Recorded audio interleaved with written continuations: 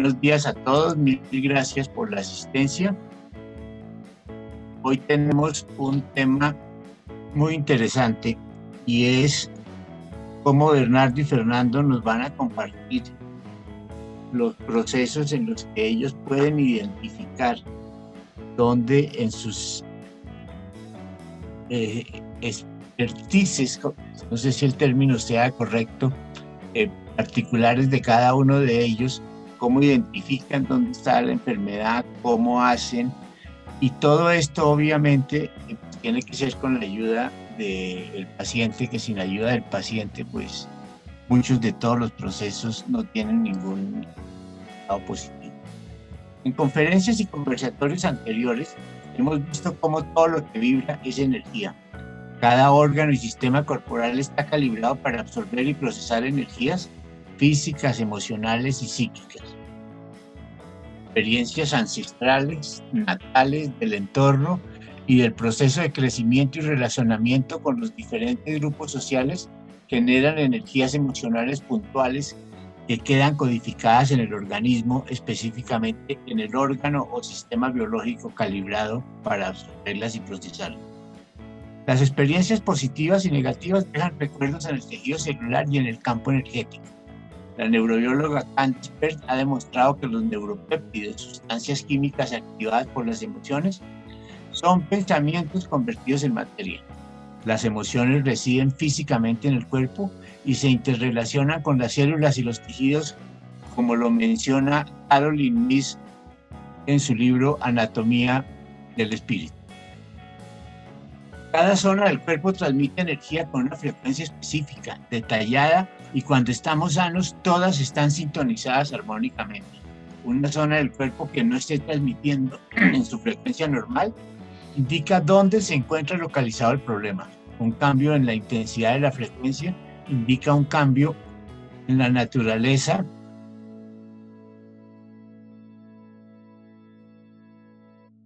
y gravedad de la enfermedad y revela la modalidad de estrés que ha contribuido a desarrollar la enfermedad. El agotamiento permanente y progresivo que embota la claridad mental y emocional es un síntoma energético que indica que algo va mal en el cuerpo. La depresión es otro síntoma que no funciona bien. En su conferencia Prácticas de Sanación Emocional con Jorge Carvajal y Juan José Lopera, esta la pueden encontrar en YouTube y yo la voy a dejar dentro de la publicación que hagamos de esta conferencia. El doctor Carvajal comenta que la desvalorización es la base de la gran mayoría de los problemas emocionales. Muchas personas desarrollan una enfermedad cuando pierden algo que para ellos representa poder, como el dinero, el trabajo, inclusive un partido de fútbol, o cuando pierden a alguien a quien han investido de poder o de identidad, como el cónyuge, un amante, un progenitor o un hijo. Nuestra relación con el poder, o sea, con el valor, está en el núcleo de nuestra salud.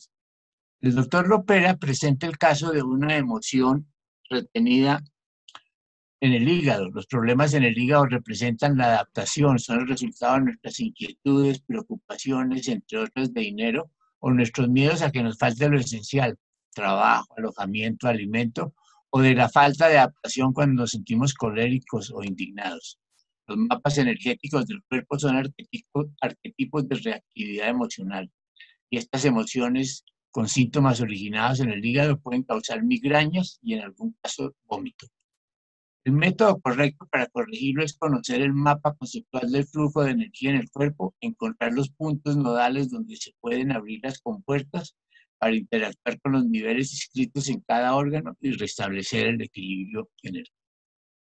Buda basa todas sus enseñanzas en que la infelicidad humana se asienta fundamentalmente en tres elementos: la ignorancia, el apego y la ira. La ira puede revestir diferentes aspectos: la crítica, la exasperación, la frustración, la rabia. La ira puede ser ocasionada al sentirnos desvalorizados, al ser rechazados, ridiculizados, explotados, maltratados, no respetados, denigrados, ignorados, incomprendidos o sentirnos víctimas de una injusticia. Las enfermedades y los sentimientos negativos generan energías con bajas vibraciones. La salud, la felicidad y los sentimientos positivos generan energías con vibraciones altas. El proceso de curación comienza en el momento en que tomamos conciencia de lo que ha causado un malestar o una enfermedad. Para volver a encontrar la armonía y el equilibrio, solo queda dar con la solución apropiada y actuar en ese sentido. Bernardo Martín y Fernando Tipián en el día de hoy nos compartirán sus metodologías y procesos terapéuticos dentro del grupo de enfermedades que cada uno de ellos trata. Bernardo, ¿y tú que empiezas con el proceso del nacimiento? ¿Por qué no nos vas contando algo sobre este tema? Bueno, saludos a todos. Muchas gracias, Guillermo, por la invitación, Fernando. Vamos a invitar a todos los asistentes a que participen con preguntas en cualquier momento y con sus testimonios y anécdotas. Soy renacedor. Eso tiene que ver, de la escuela Revirting, tiene que ver con cómo nacimos, cómo fue nuestro aterrizaje en este planeta. Hay muchas maneras de nacer. Por ejemplo, puede ser, a muchos nos dijeron que el parto fue normal. Entonces habría que entrar a ver qué es normal.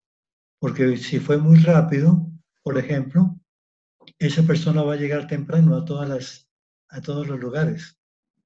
Si fue tardío, aunque es normal, esa persona va a llegar tarde y va a tener muchos problemas en su cosas de puntualidad en la parte estudiantil y en la parte laboral.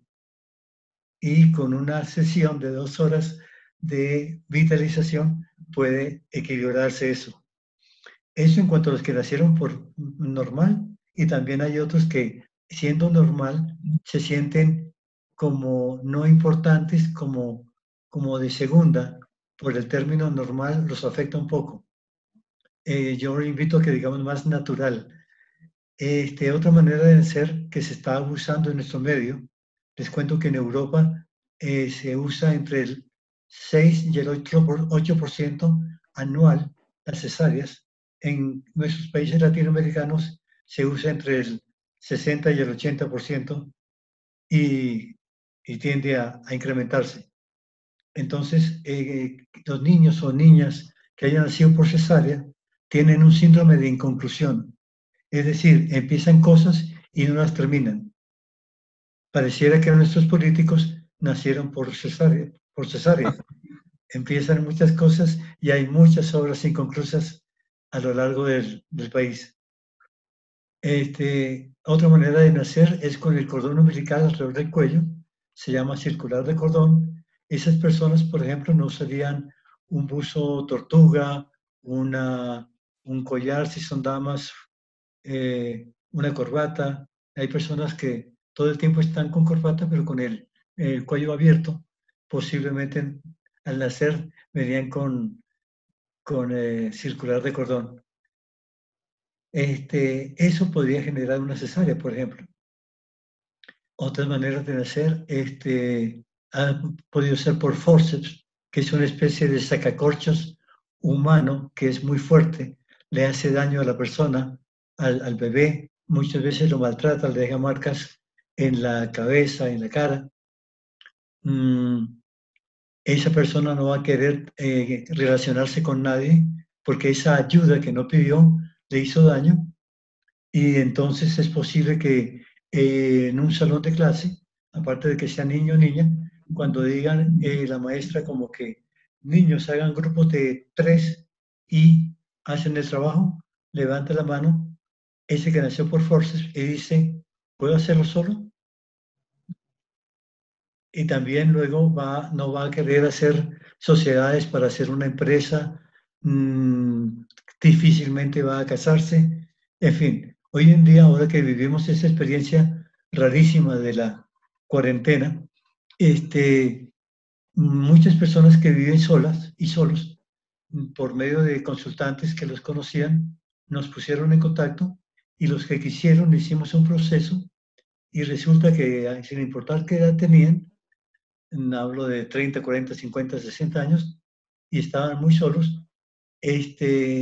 Resulta que después de la sesión empezaron a atraer de una manera muy interesante, pues yo creo que es la energía, como dice Paola, la parte invisible, se mueve mucho, y empezaron a tener mucha más familiaridad con los vecinos, con distintas personas que les habían conocido en algún momento y antes no se habían manifestado. Es muy interesante cómo actúa la energía. Eso en cuanto a los que nacieron por forceps. Y en fin, hay muchas veces en que han venido gemelos y por algún motivo uno no se desarrolla y el otro sí. Y tengo personas que dicen que tienen la sensación de que siempre hay alguien al lado. No les causa temor ni nada, pero tienen la sensación. Tengo, de hecho, una señora muy querida que dice que siempre que si va a comprar una crema, compra dos. Si va a comprar un champú, compra dos. Ya tiene la sensación que posiblemente venía como gemelo. Y eso es algo que percibe, aunque no tiene más información. Es muy interesante, posiblemente alguno de nuestros asistentes ahora les pase algo parecido y la invitación es a que nos cuenten.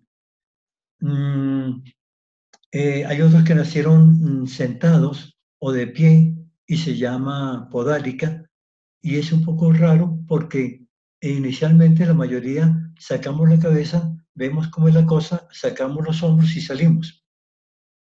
Los que vienen sentados o de pie, sale todo el cuerpo y al final la cabeza.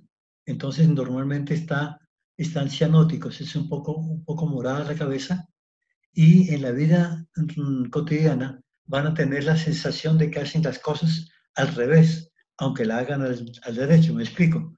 Si una persona actualmente, un adulto, conduce un carro, en nuestra Colombia, el timón está a la izquierda.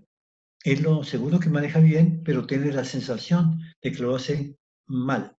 Si esa persona se fuera a Londres, por ejemplo, que el timón está a la derecha, se sentiría en su salsa, se sentiría perfecto. Para dar un poquito el ejemplo de cómo, aunque lo hace bien aquí, tiene esa sensación que es más un pensamiento. Entonces es interesante oír cuáles son sus experiencias y las de sus hijos y allegados.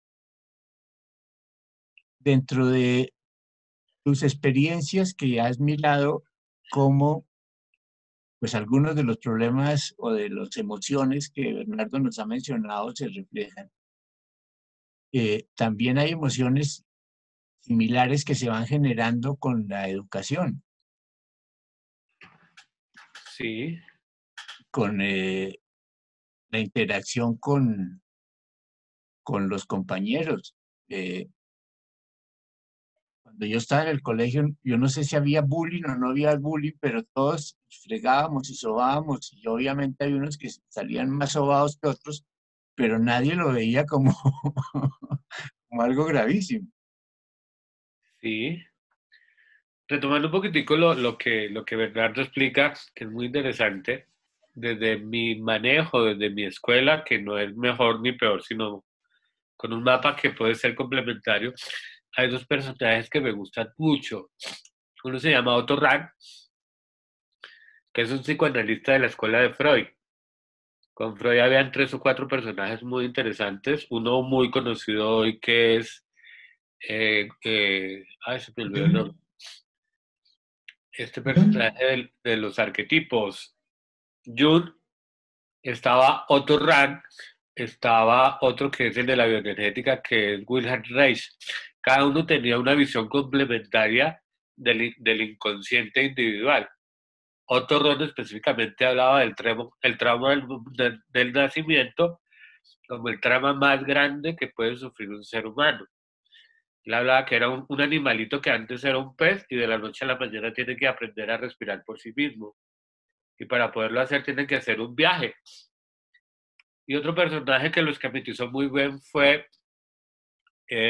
un personaje que desarrolló una técnica que se llama respiración holotrópica, Stanislav Grof. Él hace un mapa donde dice que ciertas etapas dentro de la vida uterina pueden causar cierto tipo de detonantes que con la cultura, la educación pueden salir a flote. Les decía que, por ejemplo, si en la madre gestante, durante los primeros meses o todos los meses del embarazo hasta el momento en que comienza el trabajo de parto, la primera contracción, lo llamamos matriz perinatal básica 1. Si en esa matriz perinatal básica 1 había mucha violencia exterior y mucha violencia interior ante ella, ese feto estaba desconectado de sí mismo y que posiblemente podría llegar a ser una persona que fuera un borderline, que no tenía la capacidad de sentir la diferencia con el otro y por lo tanto no experimentar el dolor ni las necesidades de los otros y convertirse en un ególatra, una persona muy manipuladora de alguna manera. Algunos los han llamado como antisociales. Si, por ejemplo, en la matriz perinatal 2 que iba desde el momento de la primera contracción hasta abrir el canal del parto, había muchos espacios sin oxígeno, la sensación de ahogo va a producir ansiedades poderosísimas que ningún tratamiento psicológico, psiquiátrico, con medicamentos, con estados, va a solucionar, sino simplemente con la posibilidad de una terapia como la que hace Bernardo, de volver a revivir ese parto, se pueda reescribir ese guión. Entonces, muchas personas que yo he tenido la posibilidad de acompañarlas en ese viaje, hemos determinado que su ansiedad se gestó en ese momento y que encontrar un estado expandido de conciencia con un Riverti, con un enlazamiento, con una terapia de respiración holotrópica, inclusive con un yagé o con algún otro tipo de medicina sagrada puede ayudar a reescribir ese guión porque vive literalmente un nuevo nacimiento. La tercera matriz es lo que llamaban el viaje del héroe, que es la que a mí me parece muy interesante y que a mí me faltó. Y es todo el ejercicio que hace el cuerpo para poder salir. Ahí se activa el corazón, los pulmones, la fuerza de voluntad, toda la lucha por la vida. Yo no sé si hoy fue la bendición porque posiblemente me estaba ahogando y me hubiera muerto, o fue una maldición porque vino el obstetra y me sacó a través de un procedimiento quirúrgico. Entonces, mis amigos dicen que yo soy un personaje, como decía Bernardo, de muchas iniciativas, pero de poquiticas acabativas. Comienzo muchas cosas y casi no termino nunca muchas, ¿verdad? Y este viaje del héroe es súper interesantísimo para lograr luchar, para lograr conectarse, para lograr vivir. La buena noticia es que hoy tenemos terapias comprobadas, certificadas, que en manos de un buen facilitador pueden hacer que reescribamos ese tipo de guiones.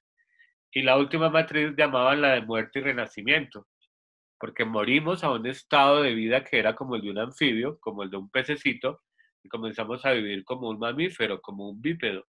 Y eso necesariamente representa una muerte y un renacimiento. Entonces sí hay mucho trabajo que se puede hacer desde esos lugares, hay muchas técnicas terapéuticas. Yo en realidad trabajo un poco con respiración holotrópica, no sé mucho del Riverti, creo que sería interesante sacar un poco de tiempo para trabajar desde ese lugar y desde ese lugar comenzar a ver cómo muchas patologías como depresiones, ansiedades, estados psicóticos se pueden resolver de una manera mucho más sencilla, mucho más agradable, para la palabra, y mucho más efectivas, ¿no? Cuando se activan esas memorias y yo en el colegio tengo una situación que la potencia, es posible que se desarrolle una patología a partir de ahí. Pero como no tenemos mucha información del parto, yo a veces le pregunto a los pacientes, ¿usted sabe cómo nació? Me dijo, no, yo nací porque estoy aquí, pero ni idea. O yo nací en el hospital, ¿dónde nací yo? Ah, no, yo nací en el hospital San Ignacio hace 56 años y me parece que todo era normal. Pero ahí hay una cantidad de información que es muy valiosa para resolver una cantidad de situaciones personales que no necesariamente son patológicas, que nos ayudarían a vivir mucho mejor.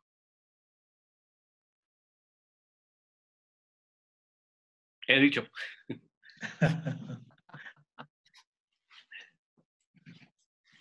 Pero ayer le preguntaba a Bernardo, a Mariana Osorio, con esa presentación tan valiosa que nos hizo y tan valiente de sus actitudes ante cáncer y un cáncer bien avanzado, ¿cómo nació?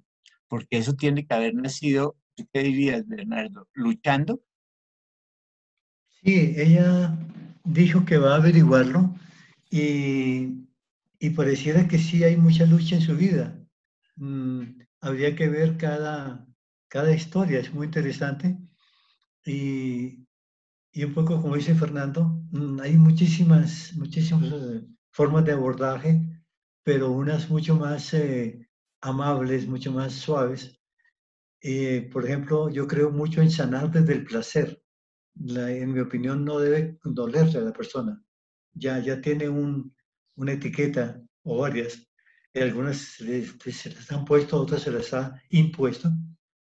Por ejemplo, entre las cosas que tiene mientras está naciendo el bebé, en esas faltas de aire, de oxígeno, puede generar luego un asma. Y se supone que el asma es una enfermedad infantil. Y hay adultos que siguen creyendo que tienen asma, o podría decir que le siguen alimentando. Entonces, mm, tiene mucho que ver con el pensamiento que se tome, con si alguien le dijo que tenía asma, cree que es para toda la vida, en fin, eh, el, el- lo que está también en el inconsciente colectivo tiene mucho peso. La gente tiene una condición de que necesita, cree tener una condición y necesita etiquetarse con algo, ya sea diabético o aquello, y un poco habla de eso así como unos dicen son ingenieros, otros dicen que son diabéticos, por ejemplo, y es una lástima porque realmente lo que somos es polvo de estrellas, somos co-creadores y esa partecita no la estamos viendo todo el tiempo. Es muy, muy difícil que las personas puedan tener una conciencia de cómo fue el nacimiento a menos que los padres se lo hayan comentado, porque ustedes dos me preguntaban ayer, ¿usted cómo fue su parto? Natural, claro, no, nunca averigüé y ya me quedé sin saber. He tenido experiencias tan interesantes que algunas personas, no pasa con todos, cada uno es original afortunadamente. Una dama mm, vio, llegó a tal punto de vivir y revivir su momento de nacimiento que hasta vio la idea, la imagen del obstetra. Y luego le contó a la mamá de que tenía el señor esto que se llama candado, que es una pequeña barba con bigote y nada más, no patillas. Y la mamá se sorprendió muchísimo. ¿Cómo va a ser que se acuerde de eso? Yo no me acordaba y ta, ta, ta, ta. Entonces hay casos de casos, pero es muy interesante y es un poco nacer de nuevo, con conciencia ahora, porque estamos bastante inconscientes, podríamos decir, o desinformados. Y a la vez hay otras cosas. Y se sabe que los niños escuchan. El primer órgano que tomamos es el oído y el último que dejamos también es el oído. Y por ejemplo, otra variante entre las formas de nacer se llama sexo equivocado. Y el niño o niña es completamente normal, pero si por ejemplo el papá quería tener un hijo y nació una hija, con mucha frecuencia viene de espalda, como mostrando el sexo, como diciendo, soy una mujer y me tienen que aceptar. Entonces es muy interesante, porque oyó qué decía el papá desde el vientre. ¿Me explico?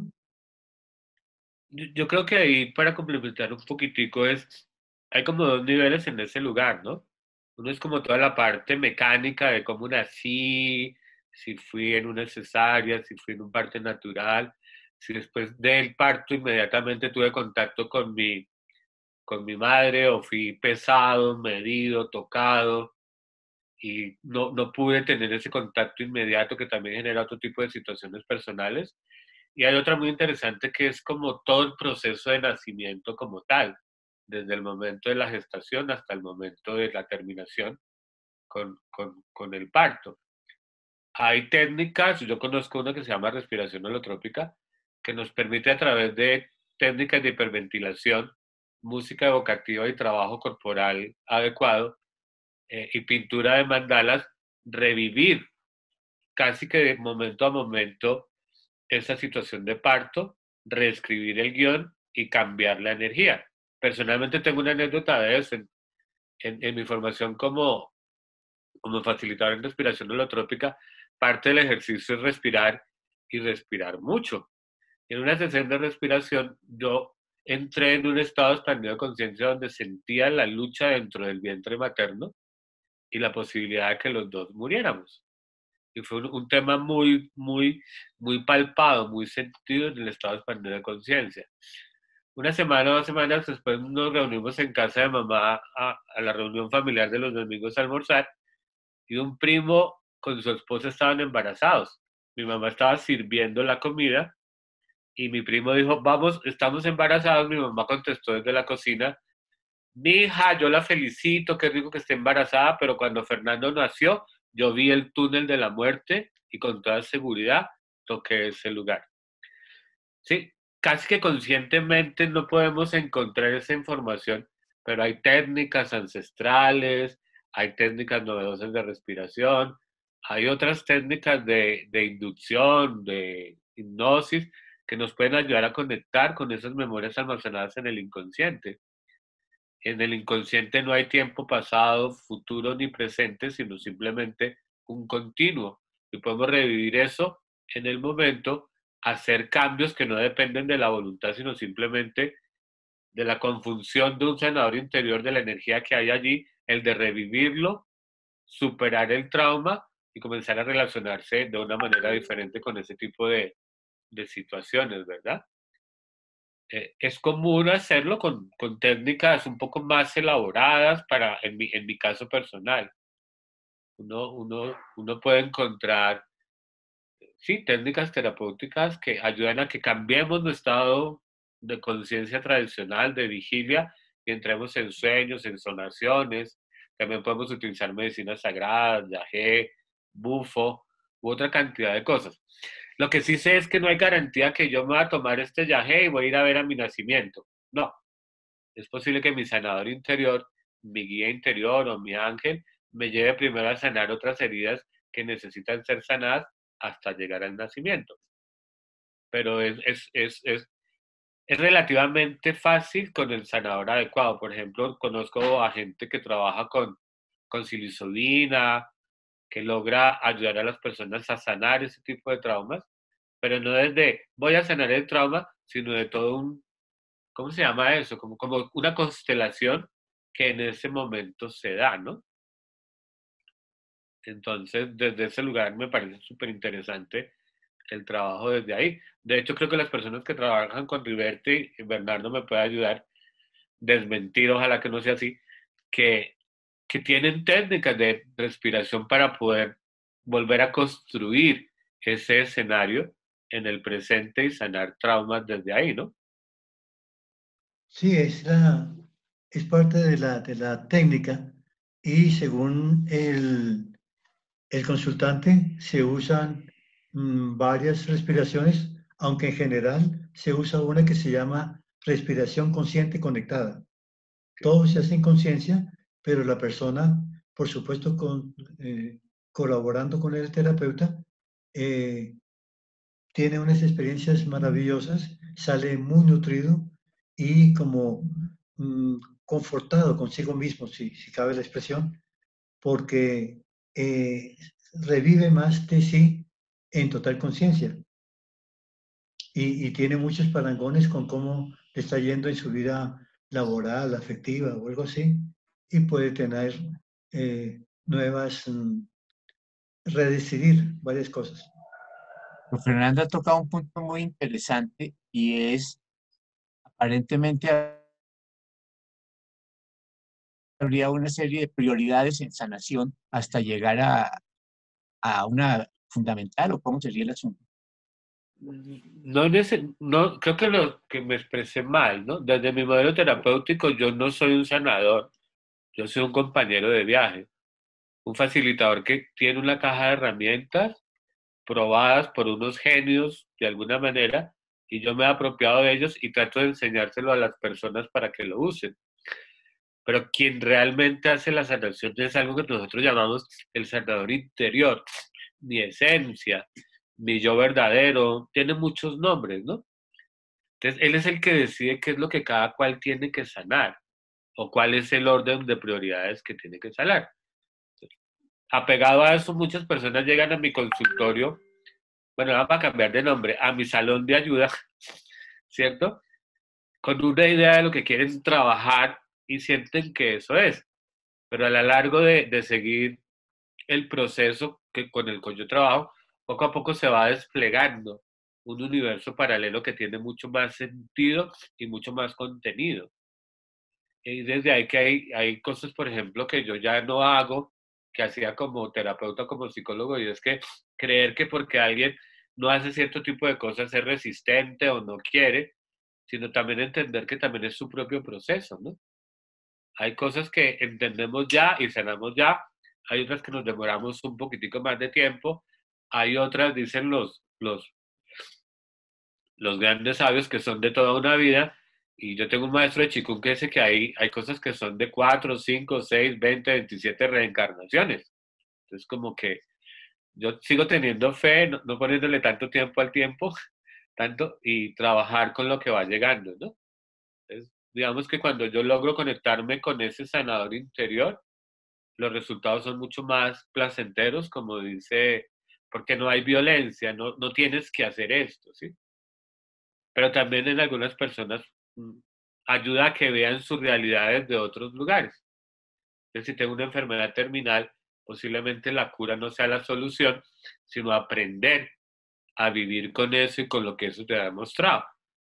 Entonces, he tenido experiencias con personas que vinieron en proceso de muerte, hicieron terapia conmigo, murieron, pero tiempo después llegó un familiar a contarme que esos meses en que su familiar estuvo haciendo su proceso interior, la relación entre ellos cambió y que sanaron una cantidad de cosas que venían desde el mismo momento del nacimiento como hijo y desde el mismo nacimiento como padre, y que en ese periodo pudieron sobrepasar.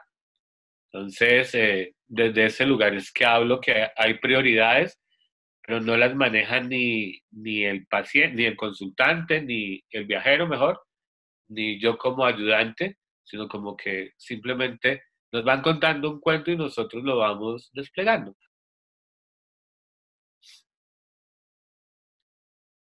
De No acuerdo. sé si fui lo suficientemente claro. Sí, sí, muy interesante eh, esas experiencias de éxito, porque se hizo el trabajo y dio resultados. O sea que la persona se fue en paz Uh-huh. y en armonía con los suyos. Qué maravilla. Nosotros tuvimos, cuando empezamos los conversatorios, un caso muy interesante porque la persona llegó al primer conversatorio sin poder comer ni nada, con un cáncer que ya le había hecho metástasis, y empezó a asistir a los conversatorios, cambió el régimen de comida, pudo comer, asistió a las sesiones de cocina sana, y cuando se fue ya había hecho las paces con su mamá, con su familia, todo el mundo, y se fue muy tranquilo. Eso es importantísimo. Sí, yo creo que a veces nos empeñamos en evitar la muerte, pero tenemos que reconocer que en Occidente tenemos esa dualidad, ¿no? La muerte nos atemoriza mucho y por tanto no tenemos la capacidad de vivir plenamente. A veces cuando tenemos una circunstancia de esas de la muerte inminente, ponemos en perspectiva lo que realmente es valioso y descubrimos una cantidad de valores, de potencialidades, de energías que son muy útiles en ese momento, ¿no? Pero pues igual, a mí todavía me cuesta aceptarlo, ¿no? Yo todavía trabajo por sanar a los demás y para que no se mueran. Todavía tengo que trabajar más en mi interior para permitir que el cosmos haga su trabajo y yo respetar ese camino, ¿no? En Revirting hay entre los colegas renacedores, hay una idea que la planteó a Leonard Rohr, que es el descubridor del Renacimiento, aunque parece que viene de muy antiguo, y es la idea de ser inmortal. Y lo explica de esta manera. Si yo iba a vivir y me iba a morir, por ejemplo, a los 20 años, y no lo hice, entonces me evité una especie por lo menos de 7 años, lo que sería la infancia de un niño de 0 a 7, y entonces sigo aquí con la información que tengo. Igual si te iba a morir, si alguien se iba a morir a los 30 y ya tiene 40, se evitó eso. Y sí, entonces la idea es pues estar en la mejor condición, amando la vida, amándose a sí mismo y listo para irse cuando haya que irse, pero en lo posible esa idea de inmortalidad es como voluntariamente continuar un poco más y ayuda es una idea, por supuesto, incluso están invitados todos y para inscribirse solamente con una sonrisa Qué bonito, gracias. al Club de Inmortales. Muy interesante. Y esta época en que necesariamente todos hemos tenido que estar con nosotros mismos en algún momento, porque una de las cosas que uno hace cuando está en sociedad es que nunca está con uno mismo y trata de evitar esa voz interior, pero aquí no ha habido alternativas. En un momento largo, corto, permanente, ha habido que estar con uno mismo y eso puede haber generado un montón de descubrimientos, de enseñanzas, y más que descubrimientos, de traer a la luz un montón de verdades escondidas. A mí me Sí, parece, la autoobservación es importantísima. La me parece muy, autoobservación. muy bonita la observación por anécdotas de la vida, ¿no? Eh, en los grupos de apoyo de 12 pasos de narcóticos anónimos de drogadictos tienen un axioma que dice que un adicto solo está mal acompañado. Yo me imagino yo en cuarentena solo, con todos mis recuerdos, con todos mis fracasos, con todos mis miedos, como dicen los pelados, marica, qué mal acompañado puedo estar, ¿no? Qué duro estar ahí con uno mismo, con todo eso sin poderlo procesar y trabajarlo adecuadamente, ¿no? Sí, es muy importante aprender a estar en compañía de uno mismo, incluso a gozarse su compañía, su autocompañía. Una persona sola que se sienta sola está mal acompañada. Sí, es cierto. Y yo me acuerdo que Osho decía que el que está solo, pues, sí está mal porque siente inmediatamente la definición de solo es me falta alguien, o sea, Ese estoy incompleto. es el contexto de las sociedades occidentales, ¿no? Entonces vendemos la compañía, la familia como un estado ideal, no porque necesariamente esté mal, pero lo convertimos en dependencias y codependencias.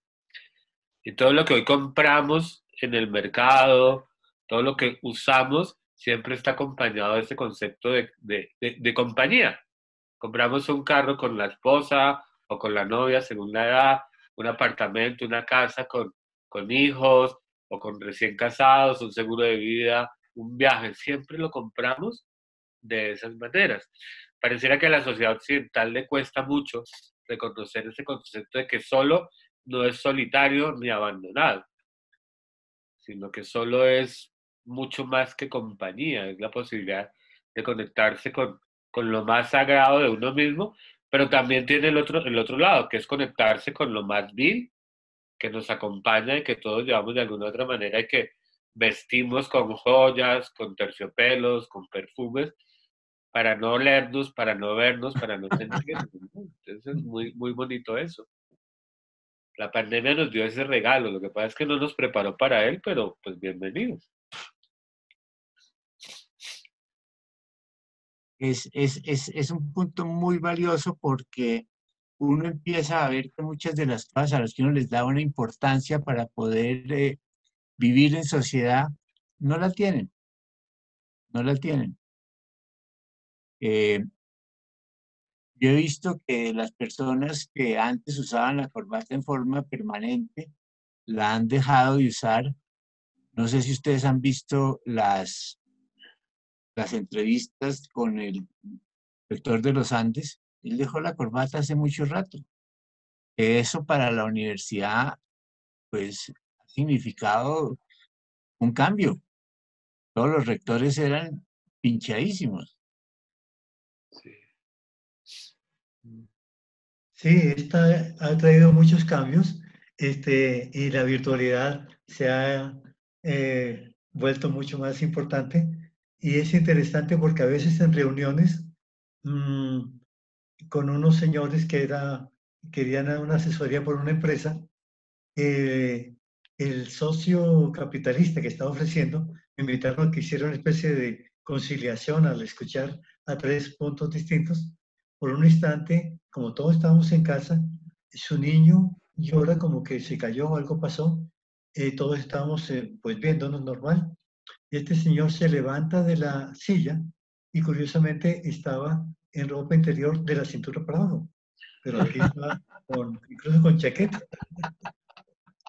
Entonces era muy curioso, algo totalmente humano, pero es como la cara que nos ven, como lo que ve la suegra, decía un dicho. Entonces quedó íntimamente descubierto. Y es que se da cuenta uno de que sobran muchas de las cosas que uno antes consideraba fundamentales. Y que son superfluas, ¿no? No innecesarias.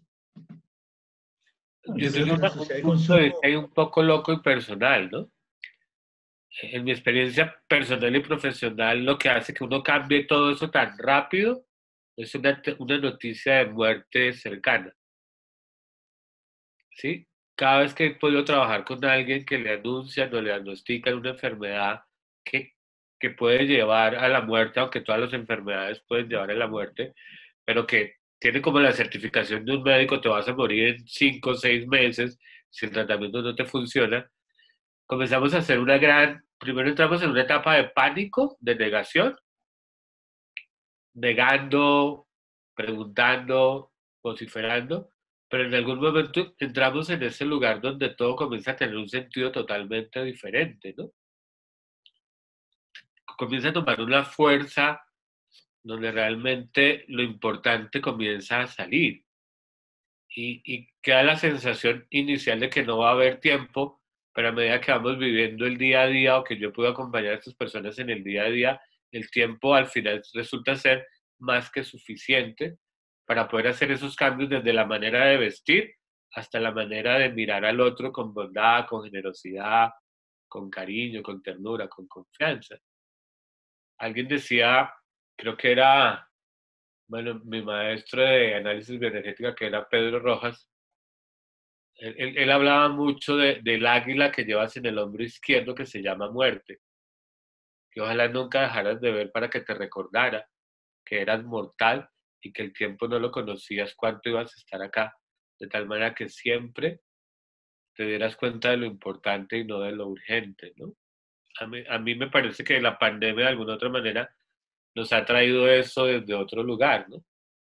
Desde lo que es trascendente realmente que lo podemos ver y algunos no lo hemos logrado del todo, otros definitivamente no lo han podido lograr, pero hay una gran mayoría que yo creo que se ha tomado conciencia de lo que comienza a ser diferente en este nuevo contexto, ¿no? Tengo personas que me han dicho, mire, yo vengo a consulta porque yo no tenía ni idea que mi hijo era tan hiperactivo y se suponía que lo conocía súper bien, ¿sí? O yo vengo a consulta porque descubrí que mi marido es muy tierno y nunca me daba cuenta cómo me toca con cariño o viceversa, que era supremamente violento o agresivo. Y estos espacios han puesto en contexto eso que es súper importante de lo que hablamos todos los días, de la familia Johnson y Johnson, del lenguaje del amor, que deja de ser un discurso y se convierte en una práctica fuerte, ¿no? Cómo tenemos una cantidad de elementos para resolver los conflictos que antes decíamos, no, yo no resuelvo el conflicto, a mí no me interesa el conflicto y por eso soy buena persona. En día levantarse, acostarse, comer 24 horas, trabajar en el mismo espacio con las mismas 4 o 5 personas en un apartamento de 70 metros cuadrados, o resuelves el conflicto y lo enfrentas, o lo resuelves y lo enfrentas, ¿no? Eso me parece que también es súper interesante de estos nuevos tiempos, que son nuevos renacimientos, ¿no? Sí, nuevos retos. Muertes, renacimientos, siempre está ahí como ahí, ¿no? La muerte y el renacimiento siempre está. No deja de ser bebé para convertirse en infante, muere infante para convertirse en niño, muere de niño para convertirse en adolescente, y todo el tiempo estamos muriendo, es muy bonito. Sí, es bueno tener en cuenta que, por ejemplo, si estamos en Bogotá y vamos a Medellín, morimos a Bogotá para renacer a Medellín. Igual sucede cuando nos devolvamos, pero normalmente nuestra comunidad no tiene esa visión que es totalmente natural. Yo creo que la muerte está tan segura de su éxito que nos da una vida de ventaja. Sí. Pero es que miremos otro aspecto. Han pasado que ya 7 meses de la pandemia, 8, ¿no? 8. Desde marzo.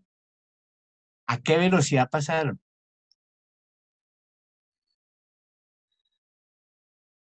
Para mí fue un suspiro. Y eso normalmente lo que implica es que estaba usando el tiempo y lo estaba empleando de maneras distintas a como lo hacía todos los días. Bueno, eso depende, tú que tienes mucho rango espiritual y te has trabajado mucho bien. No le vas a preguntar eso a alguien que lo vivió en un ataque de pánico porque fueron los días más largos y más difíciles de su vida, por ejemplo, ¿no? Entonces, aquí hay un principio como de relatividad. Cómo lo he vivido, en cuánto tiempo ha pasado, depende de cómo estaba emocional, física y espiritualmente. Hay gente que sí lo ha vivido muy intensamente, muy interesantemente y quisieran hasta repetirlo. Hay otros que han estado en situaciones dolorosas donde dicen, yo definitivamente estoy esperando que termine esto para separarme, porque esto ha sido supremamente eterno y difícil y me doy cuenta que estoy en una relación que no es útil. U otra ha dicho, bueno, yo quiero volver a mi relación porque estaba perdido. Entonces el tiempo ahí es una medida muy loca, muy subjetiva, pensaría yo. No sé qué tan atraído puedo estar siendo, ¿no? Sí, ilusoria, básicamente. Como tú dices, Sí, para cada uno según le haya ido en la fiesta, en su propia fiesta, se sí. hizo fiesta Sería, o no. O sería hizo el... interesante que alguno de los que están aquí presentes hoy nos comentara sus impresiones sobre estos temas, ¿no? Sí, están Sí, invitados. bienvenidos lo que quieran preguntar, lo que quieran saber. Yo tengo una envidia con Lila Manjari. Está por allá en una montaña, en un sitio como tan bonito, y uno aquí encerrado en este apartamento. Contanos, Lila, ¿dónde estás? Sí, hola, buenos días. Estoy aquí en la Sierra Nevada de Santa Marta. Ay, Dios, no, cállate, por favor. En la Universidad de Sabiria Ancestral. No sé si alcanzan a... Wow. Uy, qué belleza. Bueno, ¡Qué pura montaña. maravilla! Pájaros, mocamayas, micos, osos hormigueros. Bueno, mucha fauna. Qué chévere. Bueno, sí, yo estoy un poco inquieta pues inquieta no, pero sí, nunca había escuchado sobre lo que están hablando del nacimiento. Primera vez. Bueno, yo soy instructora de yoga. Sé pues varias cosas de sanación y todo, pero esto del nacimiento nunca lo había escuchado. Y entonces me inquieta porque yo digo, bueno, voy a preguntarle a mi mamá cómo fue que nací, porque ni siquiera sé si nací cesárea o parto natural. Y me causó curiosidad de que el doctor Bernardo decía que uno cree a veces que yo a veces pienso que de pronto nací como no de cabeza, sino al revés. Porque yo tiendo por ejemplo, ver una revista o un libro y yo siempre empiezo por atrás. Como que por adelante no, como que no sé. Y cosas así. Y también a veces me cuesta culminar algo. Empiezo muchas cosas, como decía Fernando, pero me cuesta a veces terminarlas y concretarlas. Y yo digo, ah, ¿será que es por eso? Como que, entonces, bueno, me causa la curiosidad y voy a indagar sobre esas cosas. Muchas gracias por compartir. Gracias a ti por compartir y pues nada, ya somos dos que estamos en el mismo club de los posponedores. Qué interesante, Lila. Y claro, estamos a la orden. Y todo eso tiene relación. Yo he encontrado que la vida imita el nacimiento. Entonces, si naciste, o tú o alguna persona que nació por presentación de nalgas o sentada que se llama o podálica, como nació al revés, empieza a ver las revistas desde el final. Es muy interesante y gracias por decirlo, porque me lo recordaste.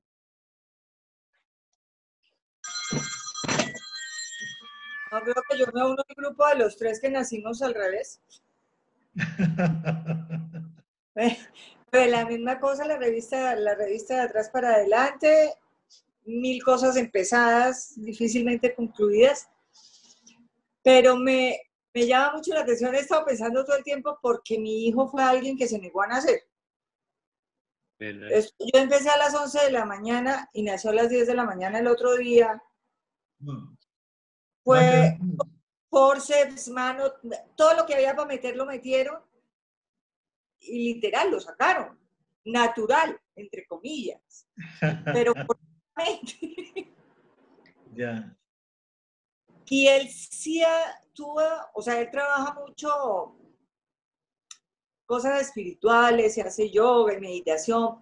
Hubo un momento en que, y creo que empezó todo a que se sentía muy ansioso y le estaba dando ansiedad muy fuerte. Y ahí empezó y dijo, no, yo no me, de drogas nada, yo esto lo trabajo. Y ha estado en eso, entonces no sé, pues o sea, creo que oí que eso es parte de su nacimiento, la ansiedad. Sí, por ejemplo, lo que tú lo dijiste antes, de que hubo forceps, manos, distintas opciones, eso genera ansiedad. Y la buena noticia es que se puede sanar, no importa qué edad tenga hoy en día. Tiene 31. Ah, joven. Sí, ahí está. Pero sí.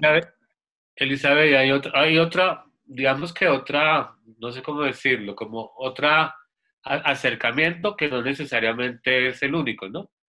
Y es que cuando uno se niega a nacer está muy conectado con la matriz básica 1, que es la conexión con el todo. Y esas personas que tienen tanto tiempo en ese espacio tienen gran facilidad para meditar, para lo espiritual, para trabajar, porque esa conexión se mantiene a lo largo del tiempo. Lo que pasa es que en una sociedad como la nuestra, cargada de tanto materialismo, eso se convierte como en los raros, como los que están fuera del bote, como los rayados, los tostados. El colegio comienzan a decirle a uno, pero póngase una meta en la vida, por favor haga algo, baje, aterrice, siéntese, ¿no? Y ahí es donde puede aparecer la retraumatización. Muchas personas que tienen esas habilidades espirituales, esos rasgos tan altos, desde la teoría de Grof, de Stanislav Grof, era eso, que están muy conectados con lo sagrado y de alguna manera traen esa información, pero el medio ambiente no les da los elementos adecuados y lo convierten en patología, ¿no? Entonces no necesariamente tengo ansiedad, sino que la cultura me dice que tengo que bajarme de esto, quitarme de esto, pero es algo que está impregnado en mí y no tengo ni idea cómo hacerlo, ¿no? Es un poco creo que cuando es un cambio de vida, como un cambio de esquemas de vida y sí soltó y lo veo uno tranquilo, por lo menos hoy en día. Bien. Pero sí. El útero es... La pasan mal. El útero es como el paraíso, entonces quedarse un poco más es lo ideal. La gente podría decir como que, por favor, vengan la próxima semana por mí. Lo haría. Este pobre se quedó encallado un resto de tiempo, entonces eso ponían en el monitor y era, no, toca cesárea, no, pero el chino está respondiendo, no, cesárea, no. Dele porque se quedó trancado. Sí, es el lugar ideal, es muy, y no sé si de pequeño hayas visto que en Bogotá usamos sábana y sobre sábana, por ejemplo, con las cobijas. Algunos niños y niñas se ponen la sábana sobre la cara y es una manera de recrear inconscientemente el útero. Ah, qué simpático. No sé si notaste eso en tu niño. No, no, no. No, es más, nada que lo tape. Ya. Sí. Tiene una particularidad y es que no tiene sensibilidad en los pies, cosa que no es buena. Él sale, o sea, pasa por una calle caliente y no se quema, y uno es achicharrando, pero tienes que poner, o sea, ser consciente que la calle está caliente, porque van a salir ampollas, así no sientas. Ya. Eso, Elizabeth está desconectado de la Tierra. Fernando, un poco más Ese elevado. Sí, ya. Está más allá del bien y del mal. Que nos ayude. Y quemarse los pies, lógicamente, ¿no? Bueno, yo tengo una pregunta. Claro, Mi hijo, el mayor, nació meconeando, es decir, se demoró en el parto, su latido del corazón iba bajando y nació haciendo popó. Es una persona ansiosa, ¿no? Un poco insegura de lo que es él, un poco duda de sus capacidades. Entonces, ¿tiene que ver algo ese nacimiento meconeando con respecto a su personalidad? Yo lo hablo desde mi experiencia, pero creo que Bernardo tiene también algo que aportar ahí, ¿no? Sí. En ese momento donde él mecomio, estamos en plena matriz perinatal 3, que es el viaje del héroe. En ese momento tú estás liberando una cantidad de sustancias químicas que están enrareciendo el ambiente. Para una persona, para un ser inclusive, aunque sea un bebé en parto, todo ese lugar desconocido produce ansiedad e inseguridad. ¿Sí? Entonces, ahí hay una carga, entonces hay unos que tienen tendencias sexuales como ser más sensuales o menos sensuales, porque ahí hay muchas reacciones emocionales tanto de la madre como del bebé. Hay muchas sustancias químicas como dopamina, serotonina, endorfina. Hay esto que llaman ahora la hormona del amor, prolactina. Hay muchas cosas allí que generan este ambiente enrarecido y que el mecomio hace que sea todavía un poco más complejo de hacerlo. Posiblemente lo que uno podría sugerir en esos casos es buscar un Riverti o una experiencia de renacimiento guiada también por imaginación, guiada por música o algún otro tipo de cosas que le permita revivir la experiencia y verlo desde otra óptica, ¿no? Y eso sería como un estado expandido de conciencia, desde mi modelo terapéutico. Pero hay otros 18.898 modelos terapéuticos que también pueden ayudar, y así es de que abrir la mente, ¿no? No sé qué tengas ahí. Ya. Pero creo que un Reverti es una opción espectacular para eso. ¿Qué edad tiene hoy, Norma? 26. Ajá. Sí, tiene mucho que ver, como dice Fernando, y hay una cosita que se nos estaba olvidando, es que el bebé, cuando es muy pequeñito, toma agua y orina unas goticas. A medida que va creciendo, toma más agua y orina más, pero se toma el agua con orina y eso es muy benéfico. Yo hablo de la importancia de recircular tu esencia y hoy en día podemos hacer orinoterapia con la primera emisión de la mañana.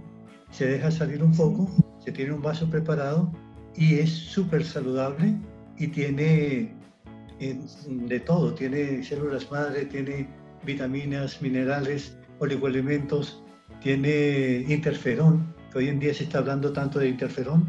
Resulta que en la orina lo botamos porque no tenemos la información. Y no sé si saben que los cubanos le vendieron a Alemania muchas ampollas de interferón antibicho, y resulta que todos tenemos esa maravilla y podíamos usarla cada mañana si quisiéramos.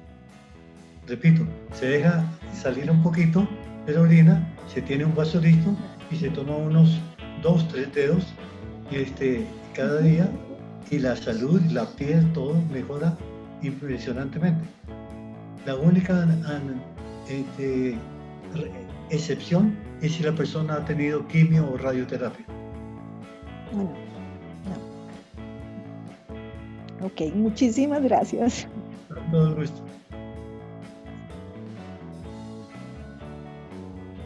Y gracias por participar. ¿Alguien más?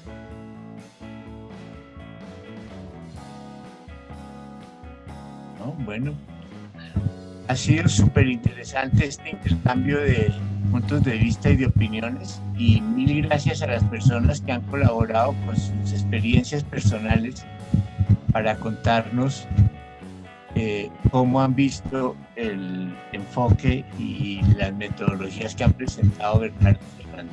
Mil y mil gracias.